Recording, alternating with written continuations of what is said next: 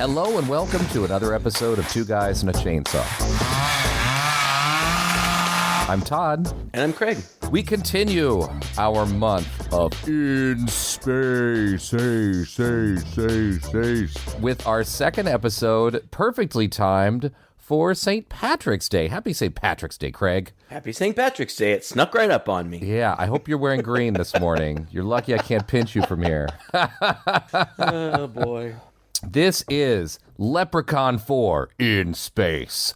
And this is the movie that really inspired me to do this whole month, because I remember catching the tail end of this on cable and going, oh my God, I can't believe this exists. I need to come back to this someday. So I hadn't seen the whole thing from beginning to end until now. And I'm just going to say I'm really happy that this was our second one and not our first one. In other words, I'm really glad that this came on the heels of Critters 4. And like you pointed out in our Critters 4 episode, it's kind of weird that 3 of the 4 movies that we're covering this month for our In Space are number 4.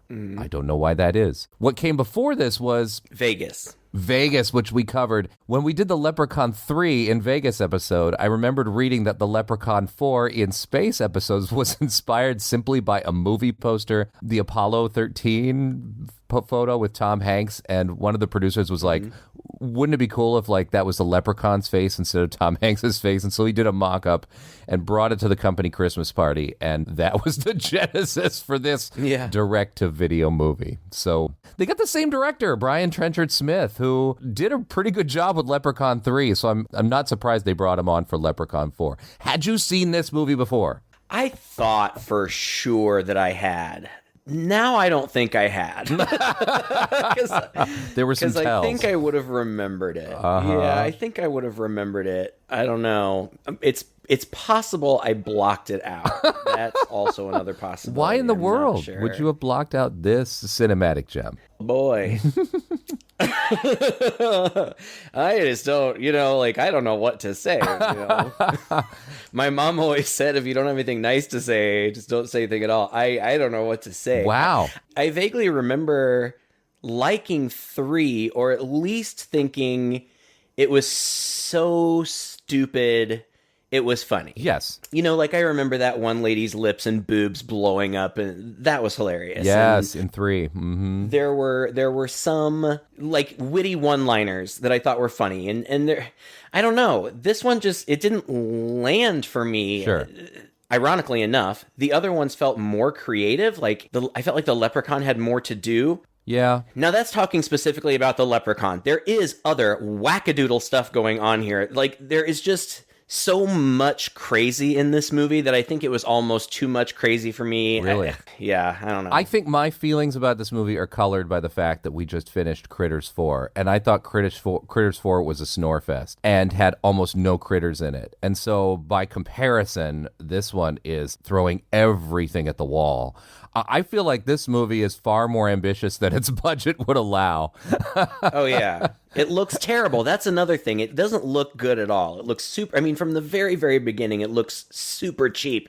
The exterior of the spaceship looks like ColecoVision or something. It's so terrible. It is 90s CGI, as I think was possible on my home computer in the 90s. I read that the director was super disappointed in how the CGI turned out because he said it was below PlayStation level quality.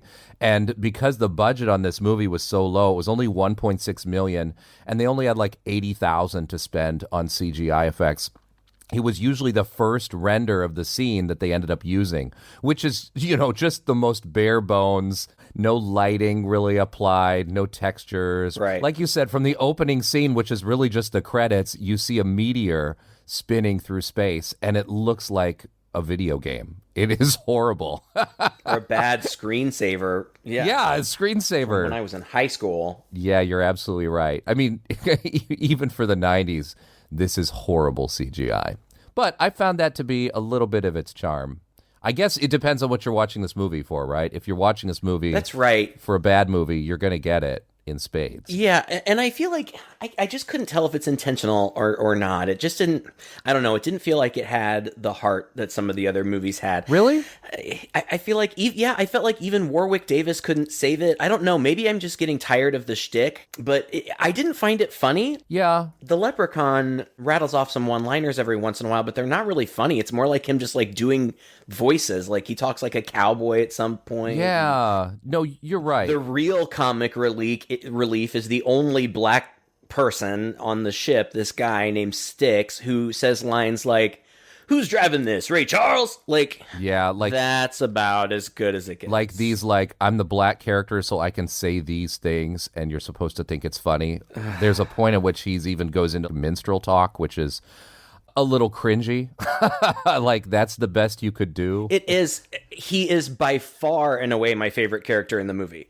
Oh, yeah. I mean, to be honest, I thought this movie was trying harder than it could accomplish. I mean, I remember us very distinctly really enjoying Leprechaun 3 because we thought it was silly. We were impressed with what they were able to do with such a limited budget and resources. The Leprechaun was goofy, and I think Vegas was a nice playground for him because there were so many jokes to be made. Yeah, I think so too. And space is just, like, I think already two movies in, I'm starting to see the limitations of setting your non-space themed franchise in space. Like, where can you go but just references and parodies of Alien and Star Wars. Right. That's about it, you know, unless you're going to really take it seriously and you're going to do an Alien, you're really just stuck with parody, which grows pretty stale pretty quickly. Right. For me, now parody has its place for sure. We've done a lot of parody films that I've enjoyed very, very much. This one, it's not as though it feels lazy. It just feels like the jokes are easy. The parody is easy. Like, just out of nowhere, the Leprechaun uses an actual literal lightsaber for a second. And then he doesn't have one anymore. And there are lots of little nods to the movies that you mentioned, and it tries to be Alien, especially Alien 2. There are so many references because it's a military team on a spaceship hunting an alien. So that's always going to be compared to Alien 2, at least by me. And definitely the Star Wars references too. I also felt like it was trying to be one of those space B movies from like the 50s and 60s. For sure. With the whole sexy alien queen. Yeah, Star Trek works too. Oh, you're right. Like the sexy, yeah. There's a whole mad scientist aspect to it too. That felt very like old school B movie. Yeah. And saying all those things out loud, if somebody told me that, I'd be like, ooh, that sounds fun. And it just wasn't fun, I didn't think. It was weird. Well, I actually kind of disagree with you. And again, I think maybe just coming off of Critters 4, which I did not find fun at all, I thought this movie was kind of a rollicking ride because they really did like throw everything at the wall. Whereas, again, by comparison, Critters 4 was like these 5 people go and essentially try to recreate Alien in space, and they're quite serious about it, and the critters barely come out. This one, it kicks off with, it was so weird to see the Leprechaun in a cave on an alien planet with this princess who, like you said, is almost like an Edgar Rice Burroughs type situation where it's like Princess of Mars. This woman is done up in princess regalia with makeup and like kind of half Egyptian looking and whatnot. And so that's their conceit, that there's this alien world that is almost like this old-timey Arabian, you know, from the look of her, kingdom. And he's wining and dining her there in the cave in order to marry her so that he can be a king because he's tired of Earth. To the most beautiful woman in the universe, the Princess Zerina, my future wife. Your wife? Your wife? How dare you? Do you know who I am? I am the daughter of a king. And you will one day be a queen, and it is your royal blood, madame, that will make me a king. What? You? A king? Laugh if you like me, darling, but I'll have me way. I'm a man amongst men, and it's tired I am of being treated like a dog. From now on, the rest of this miserable universe will bow and scrape before me. It's so weird because this all comes out of left field. Like, we don't know why the Leprechaun is in space now. No. We don't know why he's suddenly so into space politics, you know, but I suppose any magical creature could be anywhere in the universe he wants to be, right? This guy can pop in and out of anywhere. His magical powers can just kind of do anything, conjure up anything, which I think honestly is a bit of a limitation of the series. But he's also like a notorious space criminal. Yeah. that they send this military operation.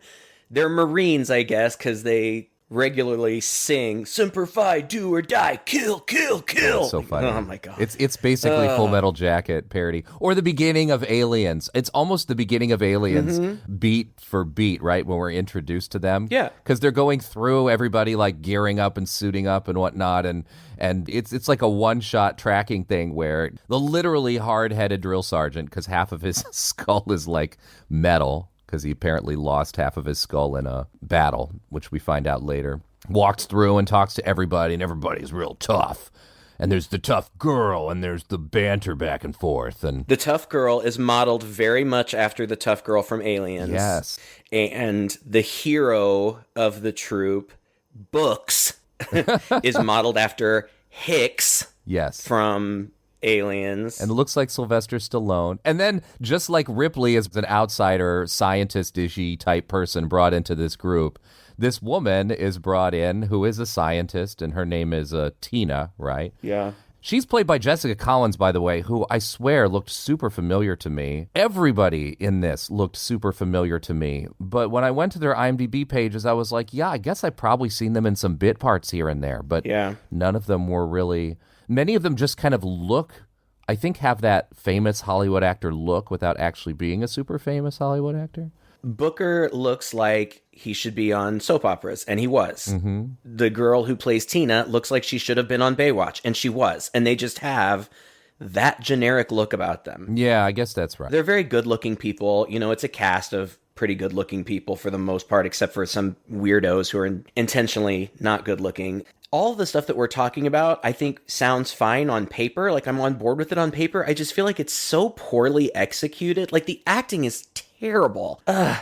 It's just... I don't know. And I don't even really think it's their fault. I think the words that they have to say are so bad, but they're also... Oh, God, I don't... Like, even... Okay... We skimmed over Zerina, the space princess, because she wakes up and she's terrible. Like, she's just kind of this petulant, spoiled princess. Yeah. She at first is repulsed by the leprechaun, but when he's like, well, I'll marry you and then I can be king and I can give you all the riches in the world. And she's like, now you're talking, sweetie. Like, But I don't know, man. Like, you're right. The acting is terrible, but I feel like it's intentionally over the top. I feel like I'm in the same position I was when we did Terror Vision, for example. You have these actors, you know they're good actors, and they're just being goofy and silly. And I felt like in the same way, these guys, that was the tone of the movie, was to be goofy and silly. And so when they're trying to be goofy and silly, they got what they delivered, but I don't think it really necessarily meant it was a bad performance. I just felt that it just meant this was just a dumb movie and everybody was in on it. They were hamming it up, I thought. I thought they were hamming it up. That's fine. Maybe there were moments at which, they were trying to be more serious or whatnot, but... I don't know. I found that I don't have anything against these people. They made a fun movie. Whatever. Who cares? Yeah. So it wasn't my favorite. Like, the girl who plays Tina, I thought she was really flat. She was very beautiful to look at, but I just felt she was flat. Yeah. And again, like you're saying, maybe it's intentional. That girl who plays the princess plays it so over the top. It's farcical portrayal. She's not going for realism. So I guess I should cut it more slack. And I'm afraid that some of our friends who are going to listen to this are going to think I'm being a big butthole about it. I don't mean to. I can see how this would be the kind of movie that maybe under the right circumstances could be really funny. I started watching it really late at night last night. And it was a weeknight and I had to work. And so I started to get tired and I was kind of just, like you said, a lot happens. We haven't even got to the mad scientist yet. But I just kind of got bored, and then I had to watch it real quick when I got home from work, and I was tired again. So maybe I just wasn't in the right state of mind. Maybe if I had set myself up better for it, I would have had more fun. Well, eventually the Marines land on the planet. They come in to invade that cave. To get the leprechaun. The leprechaun, yeah. And the special effects are utterly crazy. Like, on the planet, they're kind of standing in front of some rocks, but it pans past a very weird composite CGI background of the the planet's surface that is just distractingly bad. But they end up inside the cave, and one of them runs over to the gold and jewels that are on the leprechaun's table, starts to dump it in his helmet, and that's when the leprechaun pops out with his lightsaber and chops down his legs, which we don't see. We see him buzz up the lightsaber, we see him start to swing it, and then we just see this guy scream as he gets a little shorter and falls down. I don't even think we ever see his legs gone. I don't know. So you're instantly seeing, okay, this movie's got a small budget to work with. And also, I just have to point out, the whole theme of the Leprechaun movies is the gold. The inciting incident for pretty much everyone, I think, except for this one, is that the leprechaun's gold has been stolen or it's been lost.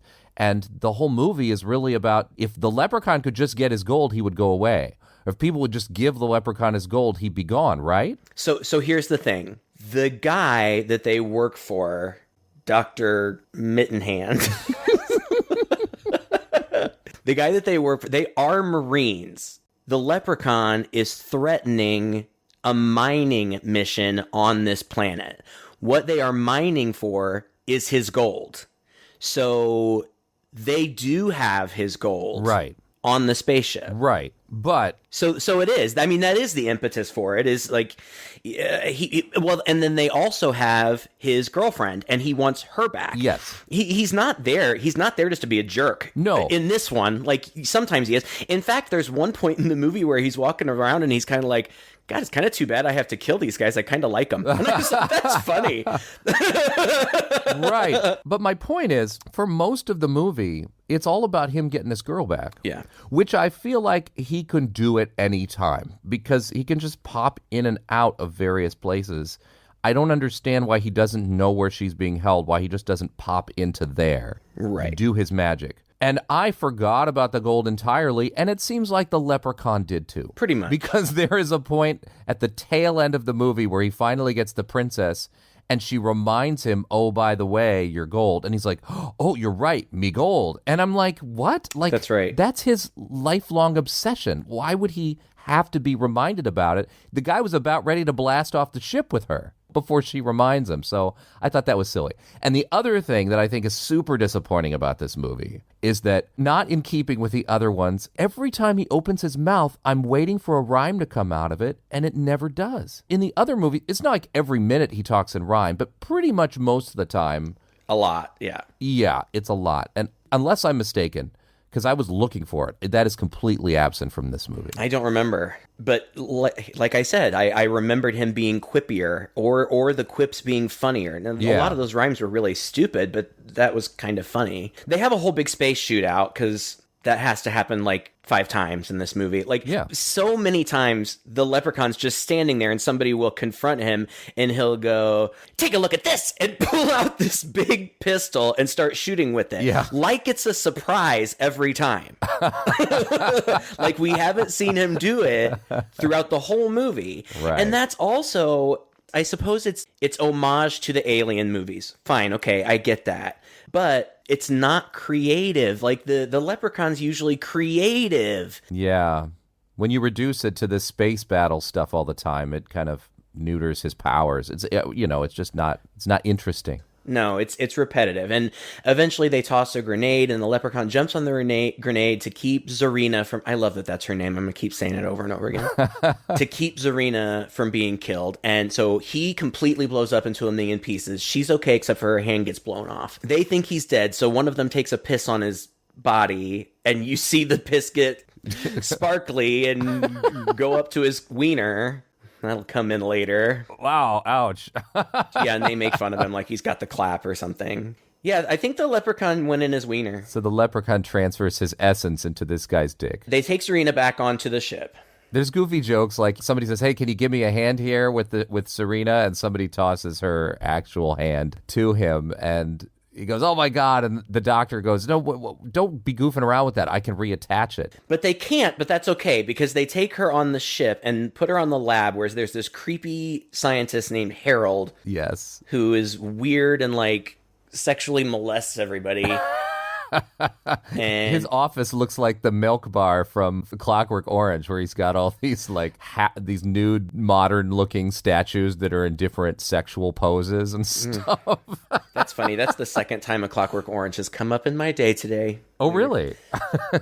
God, I was gonna say maybe we should do that movie sometime, but whew, it's a rough one. that's a rough one. We also see, that the leprechaun's head isn't dead, so we know that, or it smiles, so we know that it's not dead or whatever. Harold works for this other scientist who only for the first half of the movie appears on a telescreen, and it looks like on Mystery Science Theater when they would have to talk to the... You know what I'm talking about? Yes, I know exactly what you're talking about. Through the TV. Right, so it's just a big close-up of a talking head, and he's weird, like he looks like Dr. Evil. I was thinking Uncle Fester sort of crossed with a Nazi scientist. A little because he bit. has this strong German accent. Yeah, this like silly, comical German accent, and he talks weird and he looks weird, and you only see him from the head up, and they find out they can't sew her hand back on, but that's okay because she regenerates. Dr. Mittenglove. Mittenhand. Whatever. His name changes anyway. Later. He's excited because he can continue his experiments. All right. Yeah, he's got a DNA experiment. Then the leprechaun has to come out of that guy's dick at some point. At some point, I think it's Kowalski, right? I don't know. Who goes in the back with... They're at this party. Oh, the ship has a nightclub. a nightclub. You can't imagine there's anything more than these 5 people at this nightclub. You never see a bartender. It looks very empty. And it looks like it was outfitted by like that section of the dollar store during the summer where they sell like beach stuff. Yes, that's exactly what I was going to say. That's how you can tell the budget of this movie. Look at the glasses that they are drinking out of. They are those plastic glasses that you get at Target in the summer. You know, they're all like pastel colors and have like wavy patterns. Oh my gosh. Yeah. That stood out like a sore thumb. Yeah, they're trying to look super spacey. I swear there is a moment where one of the characters raises the glass to drink out of it, and you see the bottom of it, and there's still like a price tag stuck to it. That doesn't surprise me. So they're in there, and then Kowalski and the girl, and her name was Deborah? Dolores? Dolores, that's right. They go off into the side corridor and start making out. The back alley behind the club on the spaceship is what it looked like. Right, that's basically what it is. The back alley corridor. And when he gets aroused, he gets really aroused because he falls to the ground, starts groaning, and his dick starts growing. And I was like, oh my God. I can kind of see where this is going. And sure enough, it's sort of like a Nightmare on Elm Street 2 situation where the leprechaun bursts out of this man's crotch and spins around and says exactly what you think he's going to say. Let that be a lesson to you, lad. Always wear a prophylactic.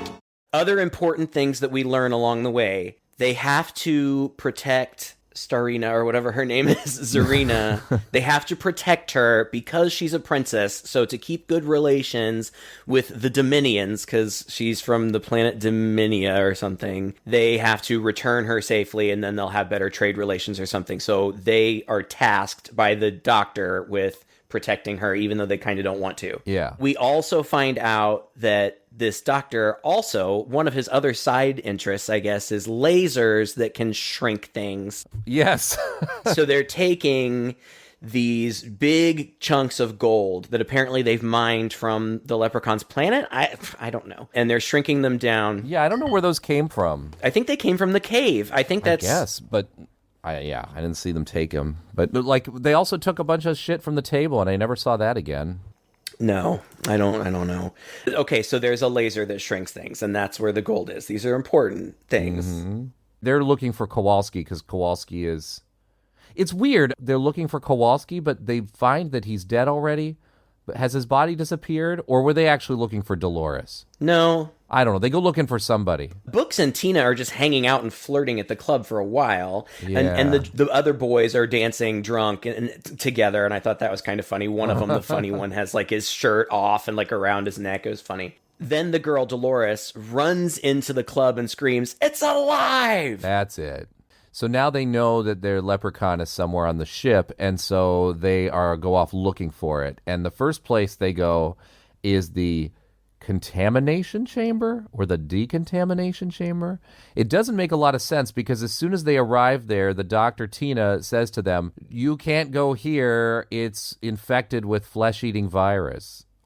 Yeah, it's the waste management system. There's a decontaminating room before you go in there. But I don't know why they needed to go in there. I don't either. It made no sense. And I don't think that they end up doing anything in there. Like, do they just think the leprechaun is in there? I mean, he is. I guess they do, yeah. So they go, well, I mean, because the leprechaun just pops up wherever they are. That's the reason. But yeah, they go into that room in the budget suits. These are big, like, COVID era hazmat suits that are just plastic. And the leprechaun is in one too, which I thought was so cute. Yeah. See, there were charming parts of this movie. And I liked the fact, again, as opposed to Critters 4, I was seeing some interesting stuff. Like, okay, this chamber was cool. It's like filled with smoke. It's got chains hanging down. All they do is walk through here and just open random doors and pull on chains. And that triggers weird shit to happen, like smoke blasts in somebody's face, or like blood or something falls down from the ceiling that he says, "Oh, that must have been like some lubricant up there." Like, what? Mm-hmm. And the leprechaun swings by, slashes one of their suits with a knife, and there's, "Hurry up, get him out, get him out." And they kind of come into the decontamination chamber, but one of the guys, I can't remember his name, that flesh-eating virus works really, really fast, and he's just a mooch skeleton. That was, total skeleton. That was cool. Okay, I'll give it that one. Give it that one. That one was okay. I mean, it was dumb. Like he's going to be totally eaten in 30 seconds, but it's creative. They go back to Mittenhead, and he tells them that they have to kill the leprechaun to protect the princess. And the leader, the guy with the metal head, is like, our contract is up at midnight, and we're out of here at midnight. We don't care. The princess, whatever. We're out. And Mittenhouse gets really mad and is like yelling at them and says, "Mittenhouse, you're gonna Mittenhouse? Are you aiming for comedy right now? I feel like you're gonna substitute." And then Mitten Dick was "Don't stop, I'm enjoying it." But this is okay. So when they say they're gonna leave, he comes out. It turns out that he even makes a reference to being the Wizard of Oz. Like he's been the man behind the curtain. Like this big retractable door opens and he's back there. But he's like, I don't know.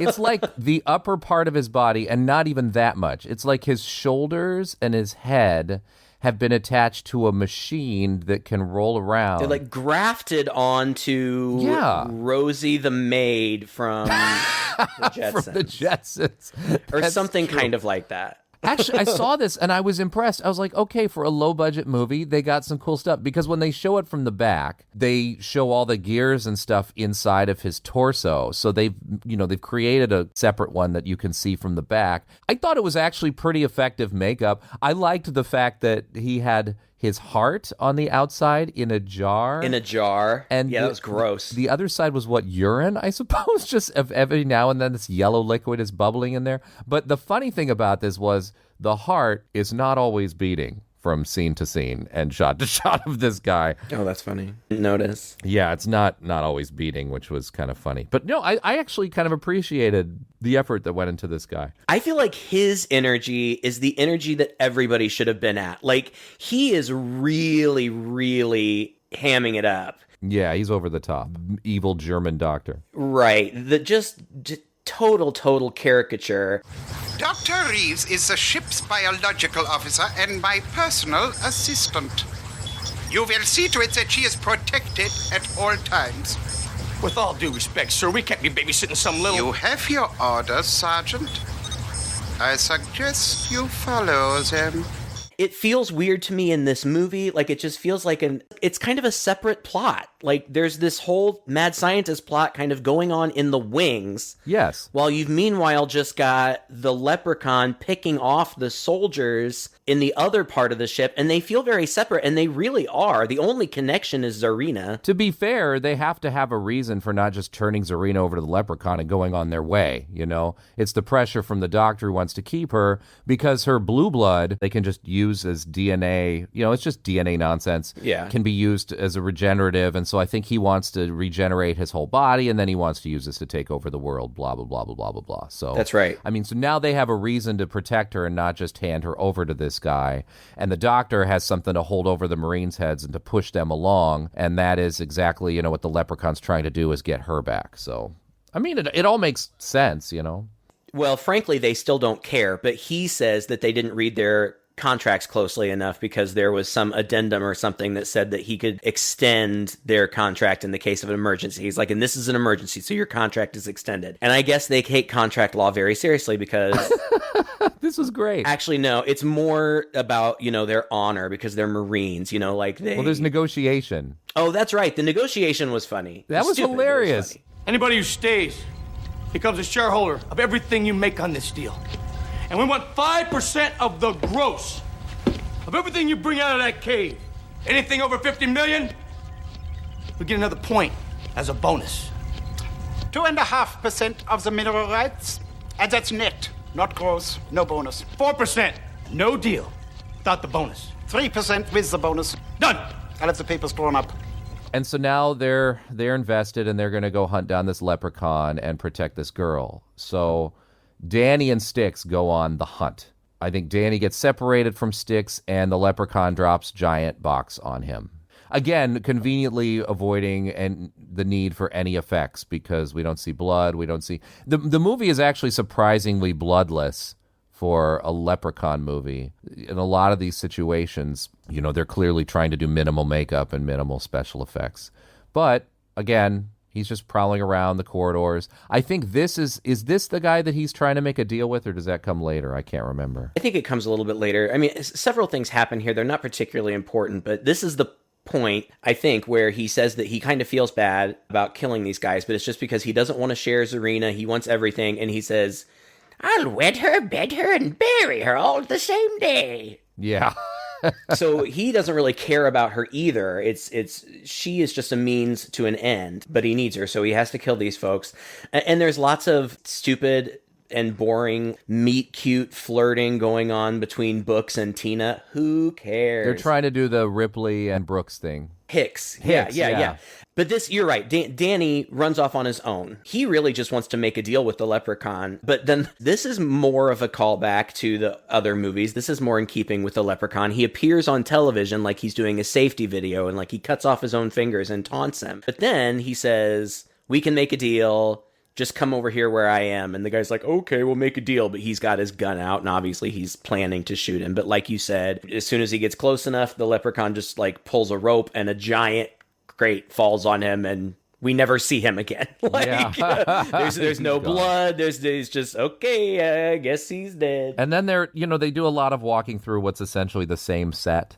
So there's this sort of suspended walkway in one area, and they've walked through this walkway probably 10 times in this whole movie, and it's supposed to be other locations, I think. And Dolores gets cornered because she goes ahead, and then suddenly the door closes behind them to separate them off, and they're trying to get the door open from one side. Meanwhile, the Leprechaun confronts Dolores here on the walkway, and she blasts him with her blaster, and he explodes for the second time. But his legs are still there, and as she approaches him, he, in another one of those horrible video effect CGI things, grows out of those legs back up again. It's like, oh, you can't kill me. And then he ends up knocking her off of the walkway, but her hands are gripped there. So she's hanging above this really, really deep area. In the meantime, in the other room, as they're trying to open the door, they're all yelling at her, hang in there, Dolores, we're almost there. And he does his whole 1 little piggy and 2 little piggies and 3 little piggies, and eventually pulls her whole hand away, and she falls to her death. And that's Dolores. Yeah. I was surprised. I thought we were going to see Dolores' boobs in this. I thought she was the boob girl. Yeah. Because we hadn't seen nudity yet, and I was expecting it. And no, she dies. Dolores was funny. Before she died, she was feeling guilty. She says to Metalhead, is it my fault? And he's like, what do you mean? She's like, well, I'm the one who gave him the boner. And Metalhead says something like, you don't have to feel bad about that. When I go, I hope I'm standing tall just like he was. And she looks at him seductively and says, really? He just kind of turns and walks away. Like it turns her on. That was pretty funny. Oh, my God. But she's dead. Meanwhile, back in the lab, the leprechaun has made his way there. The DNA cocktail is ready, but the leprechaun rings the doorbell, and Harold goes and checks, and he's like, hold on, I just have to check and see who it is. And he turns on a screen, and it's Tina naked. Yeah. And she says, let me in. They tore off all my clothes. Which is made the more hilarious when that actually happens later. Yes. But right now it's just the leprechaun tricking him. When he opens it, he gets hit in the nuts with something. And then this is when the leprechaun and Mittenhand come face to face. And I don't know what I was expecting here, but like they just kind of banter back and forth for a while, and it's boring. You're like me, but you're not like me because you think you can rule through this. I can rule through fear and blah, blah, blah. It is pretty boring.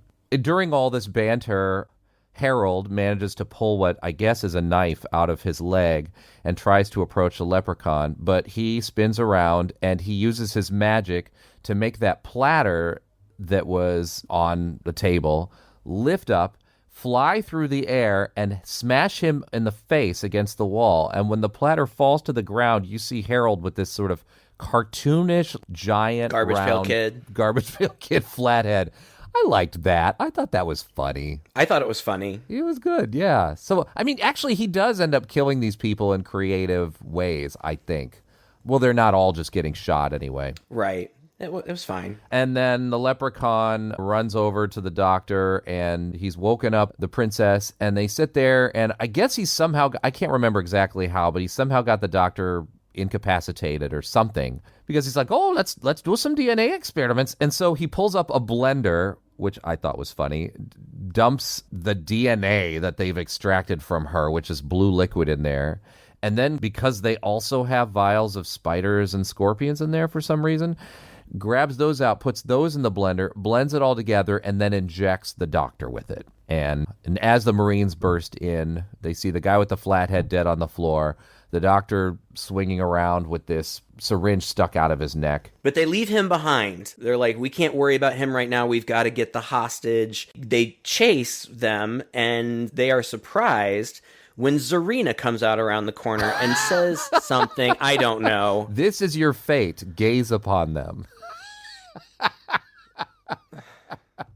And she pulls her tits out.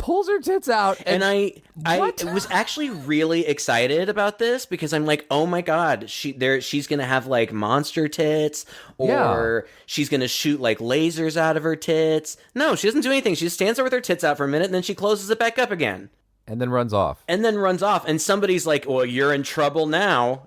It's the doctor. The female doctor's like, well, you're in trouble now. And they're like, what? Yeah. She's like, oh yeah. On her planet, if a royal woman shows you her boobs, it's a death sentence. I mean, this was a cheap way to get nudity in here. And apparently this was on the request of Trimark. The video I think at the distributor. insistence. Yeah, they said they wanted nudity in, and the writer was pissed off at that. And so he deliberately wrote this scene to be really, really dumb. Knowing that behind the scenes information, I find that really hilarious. It is. But without that context, it just seems really dumb. Gratuitous isn't even the right word. No. Like it's just so obvious. Childish. Like, guess I got to get my tits out for a minute. Yeah. Get a good look. All right. Here we go. I guess Tina wasn't willing, right? Even though Tina gets her clothes torn off later and the leprechaun pretends to be her naked, still, this is where the tits come from. It just gets worse from here. The leprechaun magically straps a bunch of bombs to the sergeant, and I guess the sergeant is kind of like frozen or under the leprechaun's spell or something. They take him hostage and they take him back to the club, and on their way, the other people follow them, and on their way out of the lab, they see that Mittenhand is gone. Right. He's not in his machine anymore. So back in the club, Zerina and the leprechaun, this is, I think, when she reminds him that his gold is still out there somewhere. Yeah. But he says something to the sergeant like, Let's show him what kind of man you really are. And I knew exactly what was going to happen. I'm like, this is such a stupid joke. Immediately, because this is a big, burly guy, okay?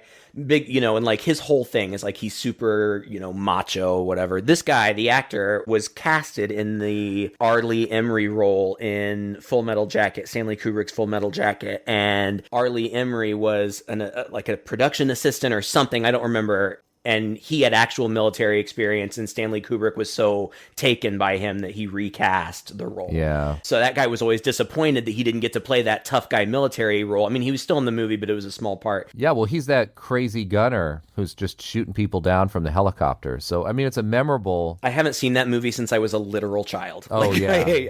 I don't remember it. So, okay, they all come in, and they're, there's like a light on the stage or something, and here comes Metalhead in full glam drag. And he does a whole number, and he's like interacting with them and flirting with the guys or whatever. Yeah. I don't know. I mean, it's dated humor, but again, in keeping with the Leprechaun series, it's another goofy thing. It's fine. To It's whatever. It's using that as a way to mock and emasculate him is, like you said, it's just old. It's just tired. Like, okay, we get it. Like, yeah. All right, whatever. But Zerina tells the Leprechaun about the gold in the cargo bay, so he goes off to take care of that. We come now to Mittenhouse's, or whatever his name is. Mittenman's. Mittenman's. It's all right. It's going to change for real this time. To his point of view, and he is a monster now. He looks good. And he sees himself in the mirror, and he gets up in front of his computer, and we kind of see him from behind, and he already looks good from behind. Typing on his computer and, like, logging, like, oh, I'm changing, my humanity is going away, and my bug is taking over or something. My experiment has gone awry. I am becoming mutant. My brain slowly losing human perspective. I am no longer Mittenhead. I am now Mitten Spider.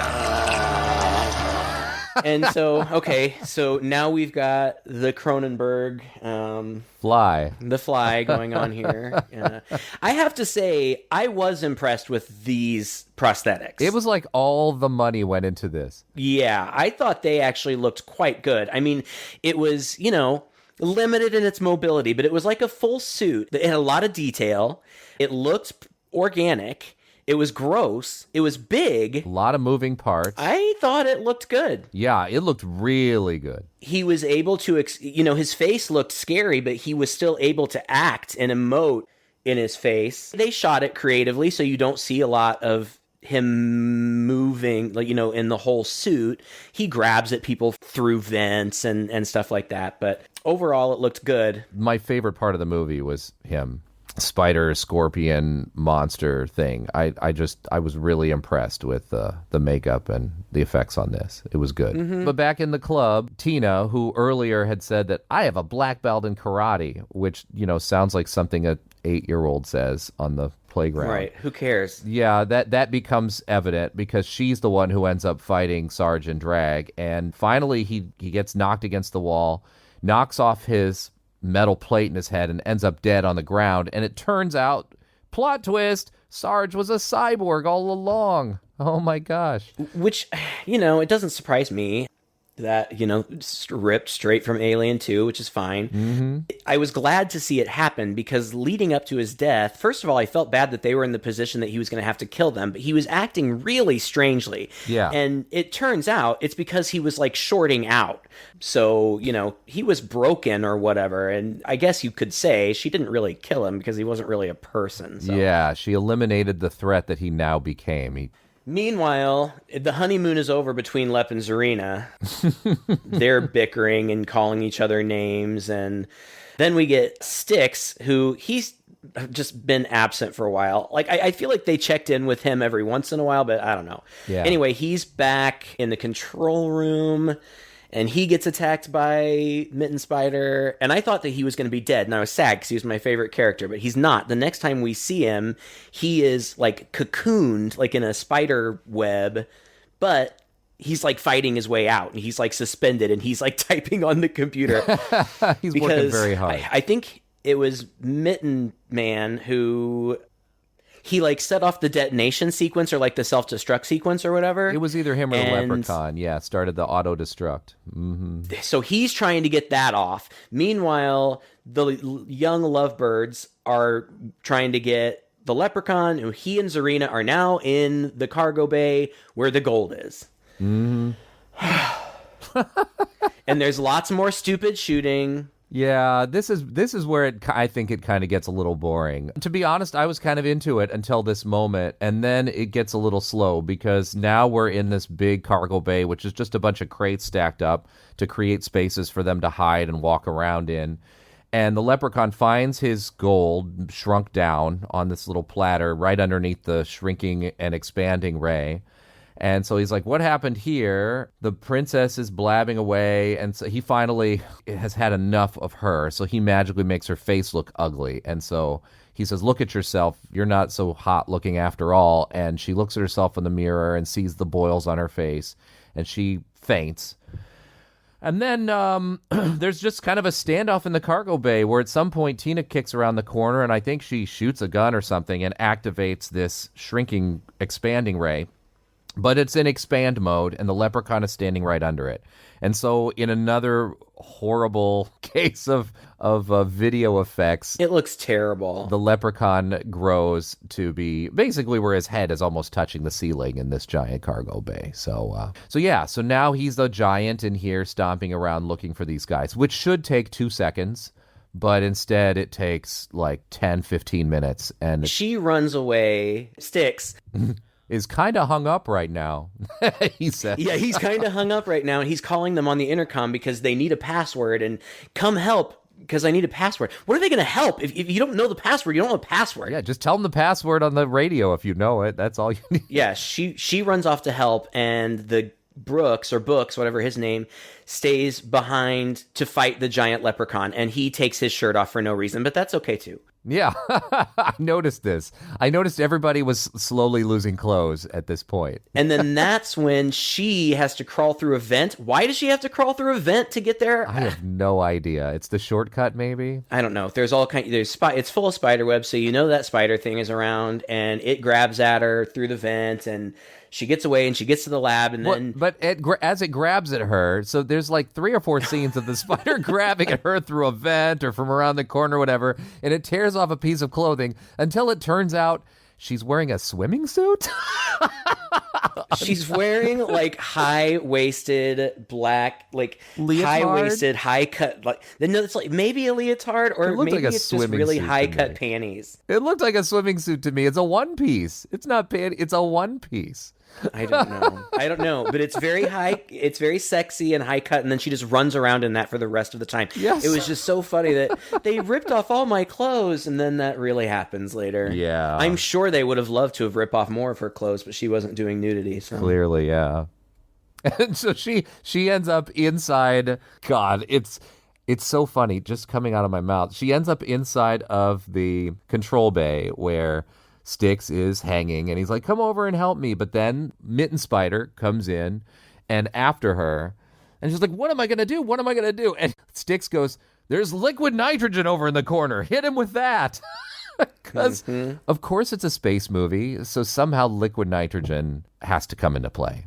It's just a given. Sure. It came into play in Critters 4. So she runs over where there's inexplicably 2 giant vats of liquid nitrogen in the corner of the control room, spins around and blasts him with that, with a hose that apparently shoots a vapor of liquid nitrogen.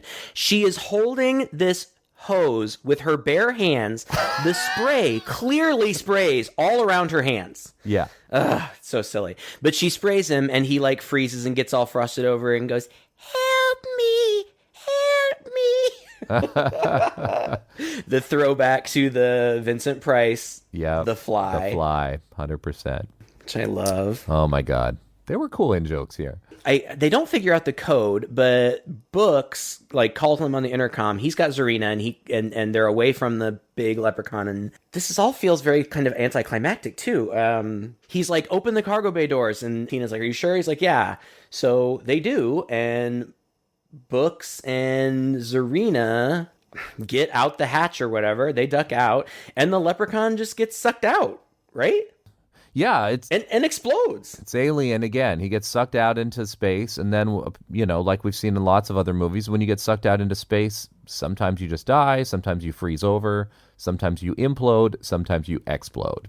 And this guy explodes into a bunch of pieces. It looks stupid. Yeah, they end up inside the... Well, I mean, that was the only way it was going to happen, right? This giant leprechaun on the ship. I mean, I guess. Again, that's how you kill them in Aliens as well. You suck the alien out the airlock. So. Yeah.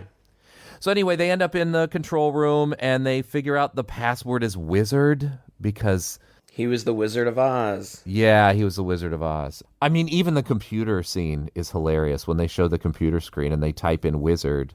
The font is like Comic Sans. It's so silly. The self-destruct is eliminated. They're all safe, and they stare out the window, and they see pieces of the giant leprechaun floating by, and one of them is the leprechaun's giant hand, which extends its middle finger. Yeah. Which is very much in keeping with the series. We know this guy's not dead. Sure. He's just cheeky. Did you feel like he looked more reptilian in this movie than in previous movies? His skin had a reptilian texture to it, I thought, that I hadn't noticed before. I feel like, it was very textured. I always love the makeup in these movies. It's very consistent. I kind of felt like we were just getting more close-ups. I like the leprechaun's design, yeah. Yeah, the design is good. Warwick Davis always plays it really well, no matter what. I love Warwick Davis. Yeah, he's quite good at this role. I looked it up. I asked AI if people like this movie, it's popular, and it says that it's generally regarded as one of the worst ones. Oh, yeah. For a lot of reasons. So I don't feel terrible. I mean, if you're a fan of it, good. I'm glad that you are able to find joy in things. I found more joy in it than I thought I would. For all the reasons that we kind of razzed on it, those reasons are true, but it is a Leprechaun movie. I mean, come on. Like, they're all goofy and silly and ridiculous and juvenile. This was in space, and it gave you every ridiculous, silly, juvenile space joke you could probably expect. It just wasn't as fun as the Vegas one was, I think. It wasn't as fun and goofy as the first one. And I've seen some of the in the hood ones, and I think those are even more fun. But what I will say about this one is that Brian Trenchard Smith, who is known for being able to kind of take a very small budget and make it feel bigger, did a pretty good job with that. I thought that the lighting and the angles and the cinematography in general, sometimes it was pedestrian, sometimes it was quite good. I thought he did a pretty good job of making this very low budget movie look big. Asterisk, of course, the CGI looks like shit. But I actually kind of found it entertaining. And again, maybe just on the heels of Critters 4, which didn't really do that at all, I felt. Critters 4 wasn't funny. It looked cheap. It didn't feel very cinematic. And you barely saw any critters, whereas at least in this movie, it's moving. It's constantly moving. There's constantly something going on. There's hardly any moment of boredom. They're not long scenes where they're sitting around talking forever.